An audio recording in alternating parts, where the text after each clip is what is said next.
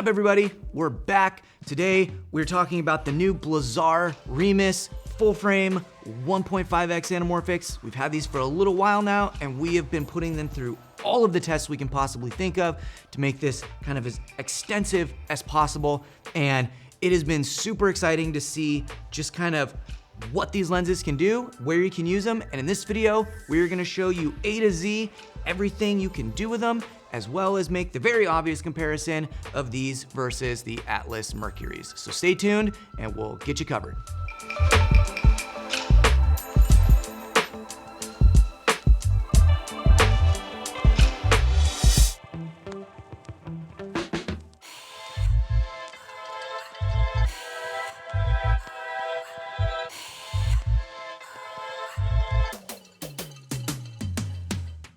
But first, a little disclaimer. We bought these lenses, so in this video, I'm going to tell you exactly how I feel about them, good and bad and everything. So nothing on the line, just want to share as much as possible about this set. So let's get into what these are. What are the Blazar Remus? Well, they are a very, very compact set of full frame. And by full frame, this is 3x2 full frame, not just coverage for a 16:9 video sensor full frame. And they are 1.5x squeeze anamorphics with a very, what I would call vintage look, very similar to the Atlas Mercury's. Lots of wild barrel distortion, interesting artifacts, some pretty fun flares, and price-wise, set of three, $2,400 US. 3 lenses, that's not the deposit price. That is the price delivered to your door. This is insane.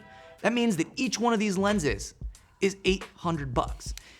Build quality is pretty damn fantastic, to be honest. When you look at other 1.5s on the market, I feel like these are very similar to the Atlas Mercury's, slightly better maybe than the Nanomorphs, not quite in the same league as something much more expensive like the PS Technic 1.5s. But that being said, super lightweight, super affordable, very vintage. You either like that look or you don't, but we're gonna get into some stuff right now. But first, let's just talk about something that you'll probably see on the internet regarding the sharpness of these lenses.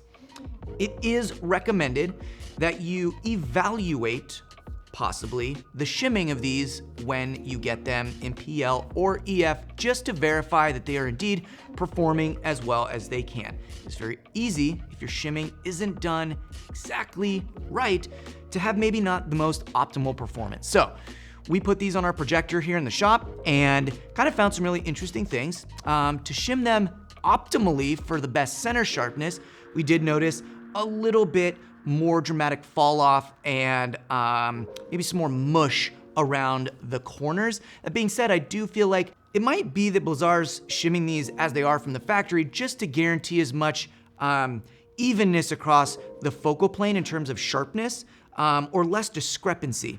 But in our test, we wanted these to have the most perfect amount of center sharpness so that this could really be a comparison against the Mercury's. So we shimmed every one of these lenses with a 0.1 additional shim, and we're gonna kind of just walk you through this really quick, just to kind of show you the process and the projector. So we'll be right back. All right, so we're just taking the rear mount off of here. This is a T5 Torx screwdriver. And you know, if you can always find a magnetized one when you're dealing with little screws, that is ideal. Little tip, if you're doing these, turn your front cap upside down and keep your screws in the front cap so they don't disappear on you.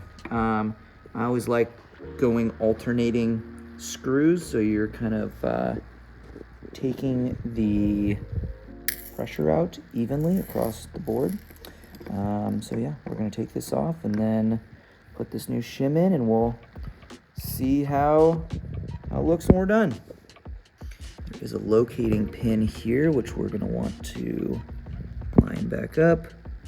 Good trick, if you want to or need to, is using tweezers. That can always help get things going so you don't bend or move things on accident, because dealing with shims can be kind of a pain in the butt.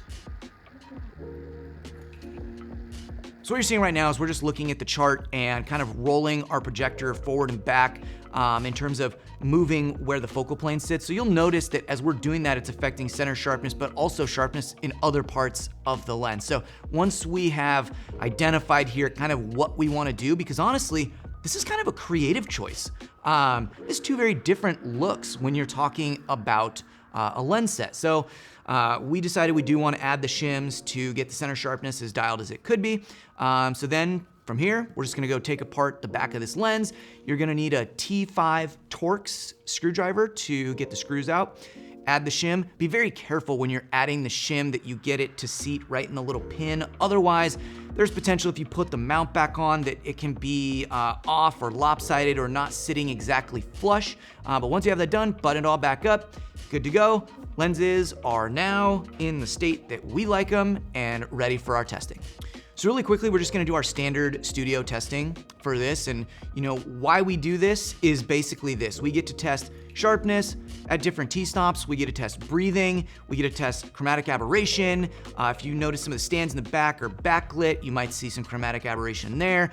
We like to put faces dead center in the thirds of frame, left and right, and then on the very edge, just to see if you're framing somebody in a shot, how the sharpness tends to fall off, where you feel comfortable putting somebody's face. And not only there, top and bottom. If you're shooting a close-up and you're giving somebody a haircut, you really wanna see how much that sharpness goes vertically as well. So we also like to test close focus, and with that, not only do you get to test the actual close focus, but in here you get to see just really how dramatic and oval that bokeh can get, and then also the flare. So I'm just gonna show you the 45, the 65, and the 100 really quickly.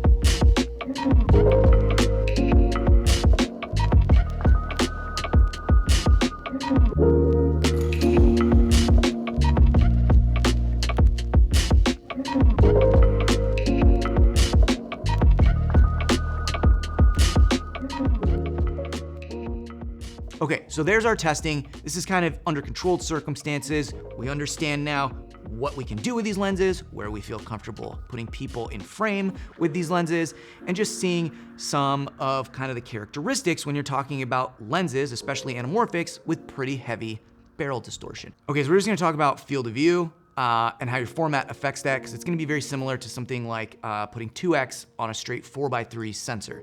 So it's gonna give you 2.66:1. If you're trying to do a 2.39 deliverable, you're gonna end up cropping in some of the sides. Now, some sensors on 1.5s are going to do that a little bit differently. So if you're shooting 1.5 on 16:9, you're gonna end up cropping in some of the sides. So your horizontal field of view might be more windowed in than what you see on set. But if you're going 3x2 and de-squeezing down, you might have more of your field of view back. We're gonna show you that right now, actually. Let's just jump in. Easier to illustrate once you see it, so check this out.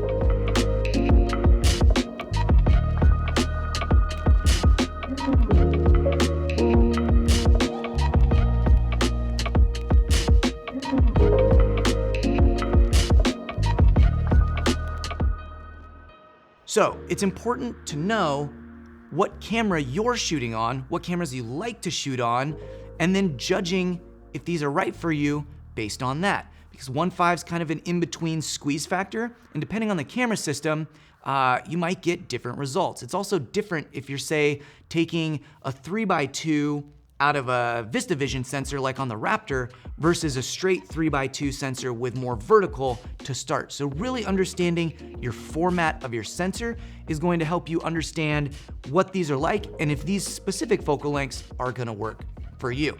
Now, speaking of formats, let's talk about Super 35 versus full frame. These have what I would call a very kind of vintage, interesting look, very, very, very similar to the Atlas Mercury's. Now, a lot of that is going to come out in full frame mode. And by full frame, I really mean 3x2. They have a really nice look in 3x2. You'll still get a lot of that in 16:9, but really maximizing that look is 3x2. Now, as soon as you go into Super 35, on both sets of lenses, you're gonna lose a lot of what that maybe interest is. It might make them more usable on set as well, but you might lose a lot of the characteristics that you really like about these lenses. That being said, depending on how you get these mounted, they do have a very shallow flange depth on the PL mount, so you may be able to fit these on some speed boosters and get some of that back potentially. But long story short, Super 35 and full frame on both these and the Mercury's are two very, very different looks, so you need to know maybe if this is something you're gonna rent or buy, what your camera system is and what you like to shoot on, because the look will be different on both formats.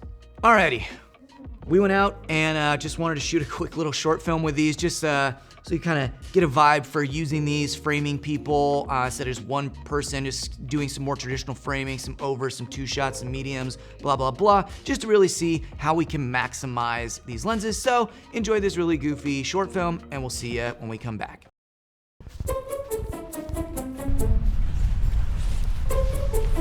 What's up? You can skip the pleasantries, Ron. Where's the photos? You know the deal, best 3 out of 5. Best 3 out. You're gonna make me do this again? Why is this? Should just be easier to be 1 out of 1. Skip the pain. Come on, what are we playing, tic-tac-toe? You gonna give them to me if I win this time? We'll see. I hate you. Okay. Okay. Rock, paper, scissors, shoot. Yeah. I'm gonna get you this time. Rock, paper, scissors, shoot.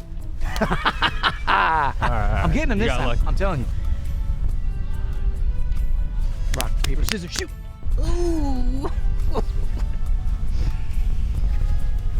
Come on, let's go. I really need these, Ron. I really, really can't stress enough how much I need this. Okay. Sit. Last chance. Boop. Looks like you lost, buddy. Get out of here. Man, I really, really need these photos. This is literally life and death for me. Can you please just give me the photos? You know how much is riding on this. I already paid you the money. Just give me the photos. Please. All right. I just like seeing you lose. Thank you. Come on. Here. Oh my God.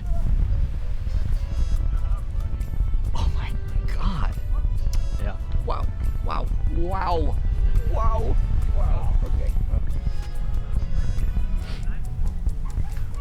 Okay. And we're back. And now we get into the part of the video where we put these up against some other 1.5 lenses, and realistically, there's only one set. Because when you factor things in, there's only one set that really directly competes with these, and actually we bought these in the amber flare because they look so similar. So, nanomorphs, not in the same category as these, completely different looks, not even really fair to judge them together. A Sirui Saturn 1.6, also kind of not in the same league in terms of how they look, so not really a fair judgment. The PS Technic 1.5s, pretty unattainable, hard to find, have some similar characteristics, but not quite the same realm. So what does that leave us with? Well, it just leaves us with the newly announced and still kind of shipping Atlas Mercury 1.5s. And we are just going to quickly break down, since we have had a pretty extensive run with the Mercury's on a feature film, as well as a short film and a couple other things here in the shop. We've had a good amount of time now with these, and just break down the differences between them and see maybe which set is right for you if you're planning on buying or renting them. So with that, let's just quickly jump in to some things about these that we found very similar. Let's talk about the similarities where they're basically a 1-to-1. First off, size, on these focal lengths anyway, are very similar to the Mercury's. That being said, the Mercury 100 is quite a bit larger than this 100 here. Another similarity between these two lenses is going to be your gear placement. You may find yourself, depending on the camera system you're running and how much wireless focus motor action you're trying to use, you might have some issues on both of these lenses. Very similar. I do think the spacing between the focus and the iris gear is maybe a little bit bigger on the Blazar, but very close, almost negligible. Let's talk about some image similarities, because this is where it really matters. And honestly, I don't know if I could find another lens that looks as much like the Atlas Mercury's, maybe ever. It is pretty insane how close and how similar these lenses look. They have wild barrel distortion. They have a really sharp, punchy center with like a nice fall off around the edges. They, have some amber flares with some green and some other like secondary color stuff going on. If you're looking for that kind of vintagey, really wild, unique look, they're almost identical. So identical even that I'm halfway tempted to roll footage of both lenses and just see who can guess which is which, because honestly, I think if you showed this to 100 random people, I don't know if anyone would be able to pick out one set is different than the other, which is pretty insane to me that that is a thing. Okay, so recapping the similarities, which these are the three main big ones. Image is damn near identical, the size is almost identical, and construction and build is very similar. Keeping that in mind, now we're just gonna jump over to a little bit about how they differ. First, we're gonna talk about the distortion, because there's two things at play in this distortion. You can get some artifacting and some interesting stuff once you go pretty heavy barrel distortion on Anamorphics. Now, namely, on these on the 45, and really this is just on the 45, the widest of them, is the fact that you almost get this like fisheye effect in the middle of frame if you're doing some slow pans. And I feel like this is something that we've seen a lot in the past. We're just gonna show you a clip real quick right here. This is a shot from La La Land. This was shot on film with Panavision C-Series, and you're getting a lot of that same effect. Now, this movie won an Oscar for Best Cinematography, and the DP is very talented, and this movie is a really fun movie. So while it's there and you might not like it, it's been present in many lenses that have shot really big things in the past, so it's not a deal breaker, but it's a look. So if you don't like the look, something to consider. It's also present on the Mercury's, but what I feel about on the Mercury's is they have kind of a concave front, which presents some problems that these don't have, but I really now, after playing with these lenses, feel like maybe that was done to minimize some of that fishbowl effect. So that is one thing to consider. Once you move into the longer focal lengths, I feel like that doesn't play as much. The 45 though does exhibit a little bit. It is more present when you're in interiors than when you have expansive outdoor spaces. Now, the next big difference here is gonna be the price. This is a pretty substantial one.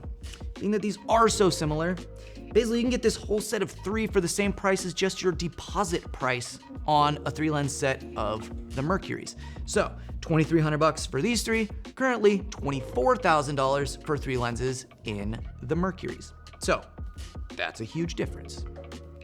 Can't let that go unsaid. Following up on price, another big difference is you can damn near almost get these right now. They opened the pre-orders in December. We put ours in day 1. We got ours a month later. From announcement time to pre-order to delivery, 1 month. Before we canceled our order on the Mercury's, we'd already been waiting almost a year and some change, and we got ours in day 1 also, and a lot of people that got their orders in day 1 are still waiting. So who knows what things are happening down the line or how delivery is gonna go, but if you want that look, you can basically get it right now for a lot cheaper and maybe more accessible. So there's that. Another difference on these, and this is just purely going to be a matter of preference, is gonna be the flares. Both have a similar flare vibe. I feel like they both go amber and they both have some green secondary flares. That being said, I would say these don't fall into a cheaper category of how the flare structure looks, but I don't feel like it's overbearing or hyper over interesting like the Atlas Mercury's are, in terms of we found that they're a little bit hard to control with light sources coming in and a little more reactive than these, as well as having a lot more going on when you do hit them. So if you really love crazy all over the place flares, the Mercury's are definitely going to be those. If you like a little more subtle, subdued flare structure, these are gonna sit right in the middle of the pack of like a lot, a little, right in the middle. So kind of fun just examining the flare structure on these versus the others. Big difference here, the focal plane. On the Atlas Mercury's, I feel like they have, with this focal plane thing that they've done, not being completely flat, being that it is typically hard to emulate or get a kind of more soft out of focus area on a 1.5 versus a 2x, I almost think this is a really clever trick to kind of bring the focus out around the crosshairs to basically make it appear as if that out of focus area is disappearing, similar to how a 2x is. The only difference here is that it still is like something that is focusable versus on a 2x, a lot of times that just disappears and it's not a focus in or out or distance, in my opinion, create challenges on set for focus. Whereas on this, on the Mercury's, you know, depending on how you're framing and where you're moving, that focus could maybe present some challenges for ACs, for DPs, just to kind of understand as things are shifting, are you moving? If you're panning off somebody on a handheld thing, they can drift in and out, which was a little challenging on the feature that these were on when we had them, as well as just testing in the studio. These, they go out of focus when you shoot in full frame, and that is more noticeable as you go wide open versus as you stop down. If you're going into Super 35 mode on either lens, I don't think it's really that big of a deal, but on full frame, I do feel like you're going to get more usable sharpness with less difference in how you maybe choose to play your focus on these lenses, which I think might add to just a little bit more efficiency on set if you are shooting certain ways. Another main difference between these is the choice of focal lengths that are available right from the start. 45, 65, 100. I feel like this is a great spread to just get a wide, a little bit medium, and then a little more telephoto. If you only have 3 lenses, I feel like this is a better version of 3 lenses to start with than the Mercury's, which are launching with a 36, a 42, and a 72. 72 is not quite long enough on full frame, especially in 1.5, and you know, once you start going down that rabbit hole, I feel like it really forces you into needing more focal lengths in the Mercury set versus the Blazar set. So depending on your budget, your needs, how you like to shoot, that might be a pro, might be a con, but definitely a difference. So quickly just jumping into some performance metrics between the two, noticing some differences. The breathing is, I feel like, more consistent across this. The 36 and the 42 breathe crazy on the Mercury's, but then as you get into the 54 to 72, it's much more controlled. The wide on this at 45, it breathes not nearly as much as the Mercury's, but it's a much more subtle difference between the 100 and the 45 across the board, which I feel like gives you the ability to make it feel like these are all from the same universe, whereas the Mercury's have a pretty different setup from lens to lens. And if you are trying to shoot them in a continuous scene, you might have a harder time, with how you like to see things, just depending on your own personal shooting style. Another performance metric we can grade is sharpness. I wouldn't say one is necessarily sharper than the other in the center of frame, depending on the T-stop. These open up to a T2, the others open up to a T2.2, but once you go down to a 2.8, which is where I like to evaluate things because no anamorphic looks great wide open except master anamorphics, you really see a pretty good sharpness, usable sharpness in the center of frame between both of these. But if you're talking about the whole frame sharpness, these definitely have more flat plane consistency from edge to edge, depending on, full frame or Super 35. Chromatic aberration, probably gonna the same on both of them.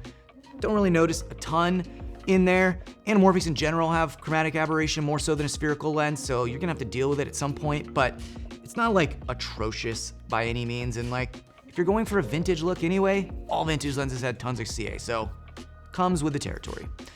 Now, the other thing that we can judge here is bokeh and just how it renders out of focus areas.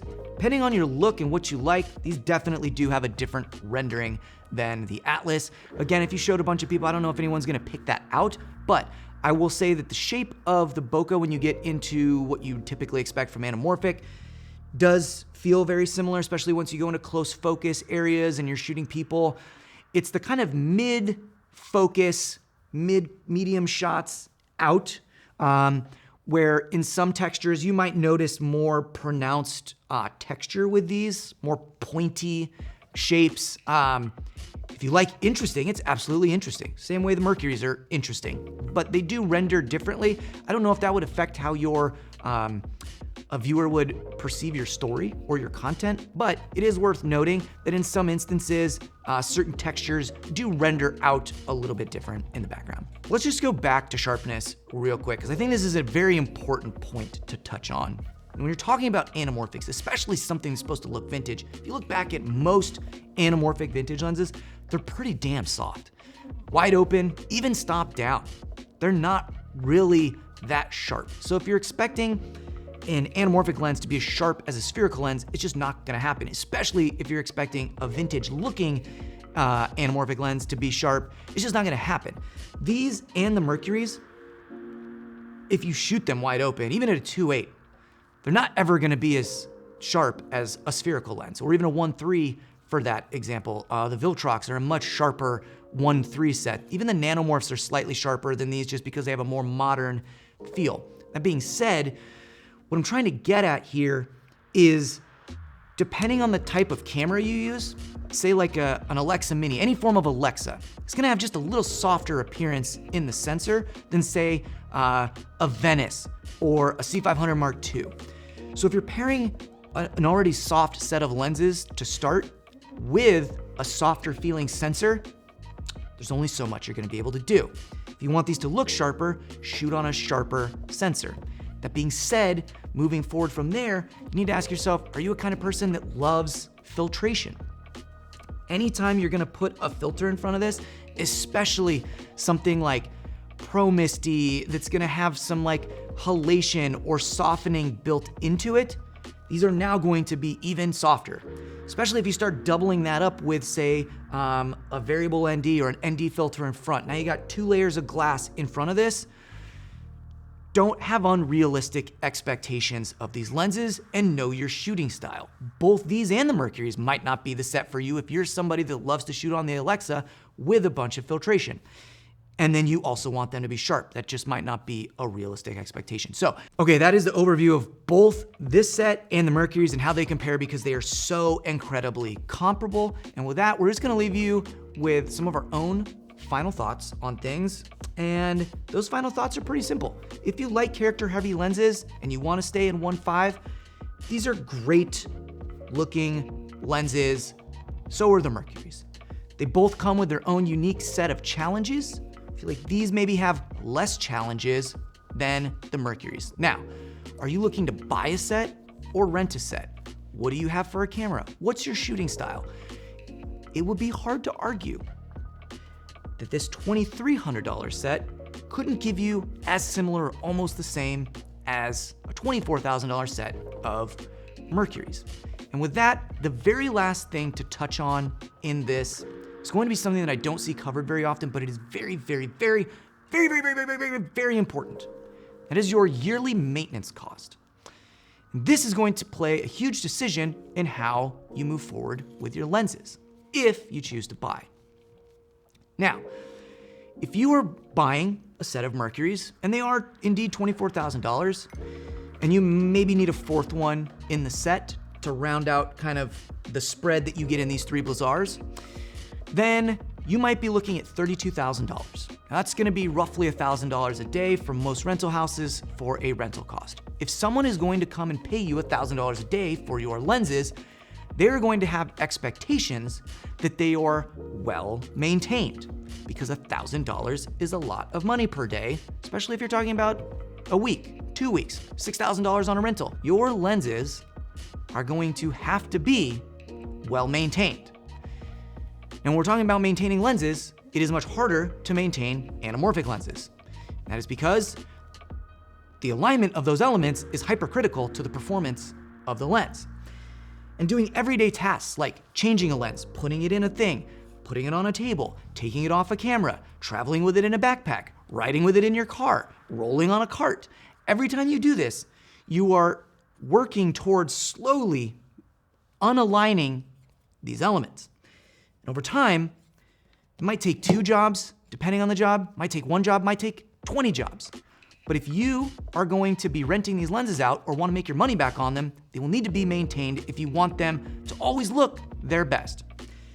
Now you can expect, in most places, for a lens like the Mercury's to probably run about $1,500 per time you do that. So if you have a set of 4, that's gonna be $6,000 a year, and every year is a pretty good estimation of how often you should look at these. Realistically, you should judge them when they come back from every job, but $1,500 is going to be your cost probably per lens. So you have to factor in a $6,000 cost per year to maintain them at the level that your clients will expect them to be at based on their rental value. This set is $2,300. There's already a level of, well, they're cheap lenses. And they are. Maintaining these, you could buy 2 brand spanking new lenses for the cost of just servicing 1 lens. Hell, for the cost of servicing 2 lenses, you could buy a whole new set every year. So what it comes down to is realistically counting that into your overall spending and theory and perception when you're buying the set of lenses. Maybe you buy both sets. Maybe you only buy 1, but that is a really, really important thing to keep in mind, because over time, that is something you're going to have to manage on both sets of lenses. It is definitely going to be cheaper to do that on the Blazar than it will be on the Mercury's. So those are our final thoughts on these lenses, the Mercury's, 1.5s, formats. I'm sorry this was such a long video, but there was a lot to cover. We didn't expect this to be such a direct comparison video, but after testing, man, it's almost like the poor man's Mercury's. And honestly, if you really are into the look of either of these sets, I really don't think you'd be sad by either one. It really is just gonna come down to how you wanna use them, where you wanna use them, and how much you're willing to spend, not only today, but moving forward in terms of service and maintenance. So with that, thank you so much for sticking around on this video. We had a blast. We really like what these lenses can do. And really, I think these are gonna be a great addition into the market. Competition breeds great things. So with that, remember, like and subscribe, and we'll catch you on the next one.